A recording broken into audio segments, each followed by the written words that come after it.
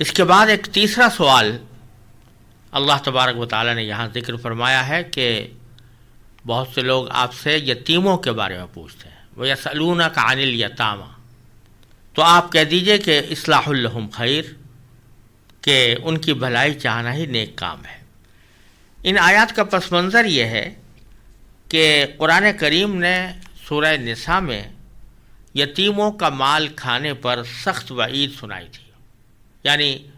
جن لوگوں کے پرورش میں کوئی یتیم بچے ہوں اور ان کا کچھ مال بھی ہو جو ان کو اپنے باپ وغیرہ سے میراث میں ملا ہو، تو اس مال کو بہت احتیاط کے ساتھ خرچ کرنا چاہیے، اور جو لوگ یتیموں کا مال ناحق طریقے سے کھاتے ہیں ان کے بارے میں سخت وعید سورہ نساء کے آغاز میں اللہ تبارک و تعالی نے بیان فرمائی تھی۔ تو جب وہ وعید نازل ہوئی اور یہ الفاظ اس میں موجود تھے کہ جو لوگ یتیموں کا مال ظلماً کھاتے ہیں وہ اپنے پیٹ میں آگ بھر رہے ہیں، تو صحابہ کرام رضی اللہ تعالیٰ عنہم اجمعین وہ اس وعید کے نتیجے میں بہت تشویش میں مبتلا ہو گئے تھے۔ تو بعض صحابہ جن کی سرپرستی میں کچھ یتیم تھے وہ اتنی احتیاط کرنے لگے کہ ان کا کھانا الگ پکواتے، انہیں الگ ہی کھلاتے، یہاں تک کہ اگر ان کا کچھ کھانا بچ جاتا تو وہ سڑ جایا کرتا تھا۔ اس ساری مشقت میں تکلیف بھی تھی اور نقصان بھی۔ تو اس آیت نے یہ بات واضح فرما دی ہے کہ اصل مقصد یہ ہے کہ یتیموں کی مصلحت کا پورا خیال رکھا جائے، سرپرستوں کو مشکل میں ڈالنا مقصد نہیں ہے، لہذا ان کا کھانا ساتھ پکانے اور ساتھ کھلانے میں کوئی حرج نہیں، بشرطے کہ معقولیت اور انصاف کے ساتھ ان کے مال سے ان کے کھانے کا خرچ وصول کیا جائے۔ اس کے بعد بھی اگر غیر عادی طور پر کچھ کمی بیشی ہو بھی جائے تو اللہ تعالیٰ کی طرف سے معاف ہے، ہاں جان بوجھ کر ان کو نقصان نہ پہنچایا جائے۔ اب رہی یہ بات کہ کون سی چیز انصاف ہے اور اصلاح ہے، اور کون انصاف کر رہا ہے، اصلاح سے کام لے رہا ہے، اور کس کی نیت خراب ہے، تو یہ اللہ تبارک و تعالیٰ ہی خوب جانتے ہیں۔ یہی بات ان آیات میں فرمائی گئی ہے۔ میں ایک مرتبہ پھر اس کا ترجمہ پڑھتا ہوں کہ اور لوگ آپ سے یتیموں کے بارے میں سوال کرتے ہیں، آپ کہہ دیجئے کہ ان کی بھلائی چاہنا ایک نیک کام ہے، قل اصلاح لہم خیر، ان کی بھلائی چاہنا ایک نیک کام ہے۔ وَإِن تُخَالِطُوهُمْ فَإِخْوَانُكُمْ، اور اگر تم ان کے ساتھ مل جل کر رہو تو آخر وہ تمہارے بھائی ہی تو ہیں۔ یہ اس شبے کی تردید کر دی یا اس طرز عمل کے بارے میں ایک واضح بات فرما دی جس کا بھی میں نے ذکر کیا کہ بہت سے صحابہ کرام یتیموں کے معاملے میں احتیاط کی خاطر کھانا الگ پکواتے تھے، کھانا ان کے ساتھ کھاتے بھی نہیں تھے۔ تو فرمایا کہ اس تکلف کی ضرورت نہیں ہے، اگر تم ان کے ساتھ مل جل کر رہو تو کچھ حرج نہیں، کیونکہ وہ تمہارے بھائی تو ہیں۔ واللہ یعلم المفسد من المصلح، البتہ ساتھ یہ بھی بتا دیا کہ کوئی شخص اس کو بہانہ نہ بنائے ان کی حق تلفی کا، اس واسطے کہ اگر کوئی شخص یہ چاہے گا کہ میں یتیموں کے مال میں تصرف کروں اور اس سے خود فائدہ اٹھاؤں تو یہ اللہ تعالیٰ کو خوب معلوم ہو جائے گا۔ تو اللہ تعالیٰ خوب جانتا ہے کہ کون معاملات بگاڑنے والا ہے اور کون سنوارنے والا ہے۔ واللہ یعلم المفسد من المصلح۔ پھر فرمایا کہ وَلَوْ شَاءَ اللَّهُ لَأَعْنَتَكُمْ، اور اگر اللہ چاہتا تو تمہیں مشکل میں ڈال دیتا۔ مطلب یہ کہ جس طرح کا طرز عمل تم نے اختیار کیا ہے وہ ہماری طرف سے تو باقاعدہ اس کا حکم نہیں آیا تھا، لیکن اگر اللہ تعالیٰ چاہتے تو یہ حکم دے بھی دیتے کہ بھئی یتیموں کے کھانا الگ پکواؤ، کھانا الگ کھاؤ، ان کو ساتھ شریک بھی نہ رکھو، کہیں ایسا نہ ہو کہ ان کے کھانے کا کوئی حبہ تمہارے حلق میں چلا جائے۔ تو اگر اس قسم کے احکام آتے تو تم مشکل میں پڑ جاتے، لیکن اللہ تبارک و تعالیٰ تمہیں مشکل میں ڈالنا نہیں چاہتے، لہٰذا تمہیں جس طرح کی چھوٹ دی گئی ہے اس کو انصاف کے ساتھ اور احتیاط کے ساتھ استعمال کر لو، اور ان کے ساتھ کھانا کھانے میں کوئی مذائقہ نہیں۔ پھر فرمایا کہ ان اللہ عزیز الحکیم، یقیناً اللہ کا اقتدار بھی کامل ہے، حکمت بھی کامل ہے۔ یعنی اللہ تعالیٰ کا اقتدار بڑا ہے، وہ جو چاہے حکم دے سکتا ہے، جو چاہے کر سکتا ہے، لیکن اپنی حکمت کے تحت وہ وہی حکم دیتا ہے جو بندوں کی مصلحت کے مطابق ہو اور ان کے لیے ناقابل برداشت تکلیف کا سبب بھی نہ بنے۔ وَلَا تَنكِحُوا الْمُشْرِكَاتِ حَتَّى يُؤْمِنَّ وَلَأَمَةٌ مُؤْمِنَةٌ خَيْرٌ مِّن مُّشْرِكَةٍ وَلَوْ أَعْجَبَتْكُمْ وَلَا تُنكِحُوا الْمُشْرِكِينَ حَتَّى يُؤْمِنُوا وَلَعَبْدٌ مُّؤْمِنٌ خَيْرٌ مِّن مُّشْرِكٍ وَلَوْ أَعْجَبَكُمْ أُولَٰئِكَ يَدْعُونَ إِلَى النَّارِ وَاللَّهُ يَدْعُو إِلَى الْجَنَّةِ وَالْمَغْفِرَةِ بِإِذْنِهِ وَيُبَيِّنُ آيَاتِهِ لِلنَّاسِ لَعَلَّهُمْ يَتَذَكَّرُونَ وَيَسْأَلُونَكَ عَنِ الْمَحِيضِ قُلْ هُوَ أَذًى فَاعْتَزِلُوا النِّسَاءَ فِي الْمَحِيضِ وَلَا تَقْرَبُوهُنَّ حَتَّى يَطْهُرْنَ فَإِذَا تَطَهَّرْنَ فَأْتُوهُنَّ مِنْ حَيْثُ أَمَرَكُمُ اللَّهُ إِنَّ اللَّهَ يُحِبُّ التَّوَّابِينَ وَيُحِبُّ الْمُتَطَهِّرِينَ نِسَاؤُكُمْ حَرْثٌ لَكُمْ فَأْتُوا حَرْثَكُمْ أَنَّا شِئْتُمْ وَقَدِّمُوا لِأَنفُسِكُمْ وَاتَّقُوا اللَّهَ وَاعْلَمُوا أَنَّكُمْ مُلَاقُوهُ وَبَشِّرِ الْمُؤْمِنِينَ۔ اور مشرک عورتوں سے اس وقت تک نکاح نہ کرو جب تک وہ ایمان نہ لے آئیں۔ یقیناً ایک مومن باندی کسی بھی مشرک عورت سے بہتر ہے، خواہ وہ مشرک عورت تمہیں پسند آ رہی ہو۔ اور اپنی عورتوں کا نکاح مشرک مردوں سے نہ کراؤ جب تک وہ ایمان نہ لے آئے، اور یقیناً ایک مومن غلام کسی بھی مشرک مرد سے بہتر ہے،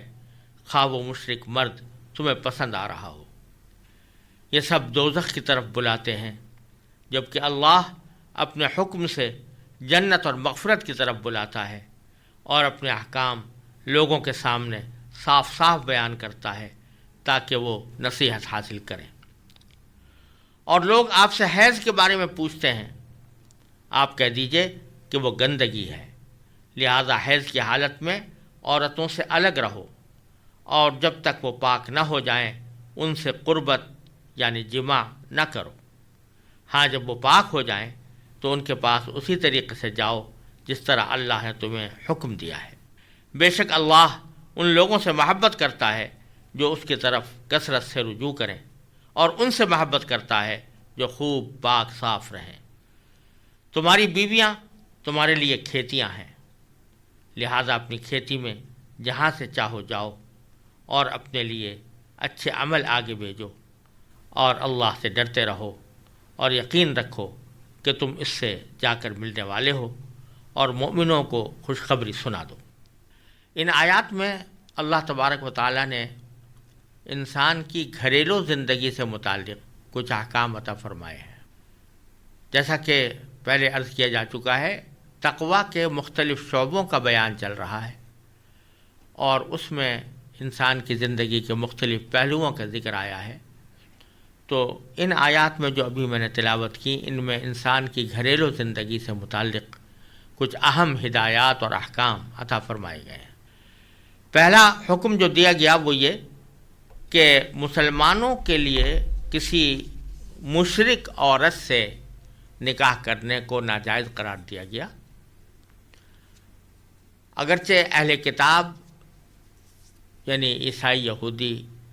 خواتین سے نکاح کی فی الجملہ اجازت ہے، جس کی تفصیل انشاءاللہ اپنے موقع پر آئے گی، لیکن یہاں مشرکین سے مراد ہیں وہ جو اہل کتاب نہ ہوں، بت پرست ہوں، یا مثلا بدھ مذہب کے لوگ ہیں، یا ہندو مذہب کے لوگ ہیں، یا مجوسی اور آتش پرست ہیں، یا کسی بھی قسم کے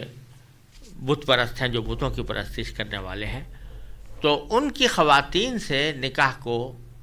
اللہ تبارک و تعالیٰ نے ان آیات میں ناجائز قرار دیا۔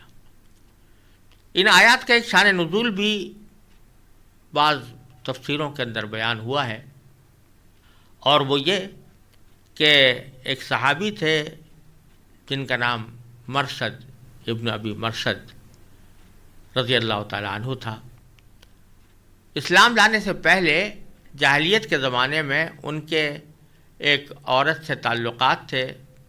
جس کا نام عناق تھا، اور جیسا کہ جاہلیت کے اندر دستور تھا، بغیر نکاح کے ایک دوسرے کے ساتھ رہنا، ایک دوسرے کے ساتھ ملنا جلنا اور اپنی محبت کا تعلق قائم رکھنا، اس کو کوئی برا نہیں سمجھا جاتا تھا۔ تو اسی رواج کے تحت ان کے تعلقات عناق کے ساتھ چلے آتے تھے۔ اللہ تبارک و تعالیٰ نے جب ان کو اسلام لانے کی توفیق عطا فرمائی اور یہ مشرف اسلام ہوئے،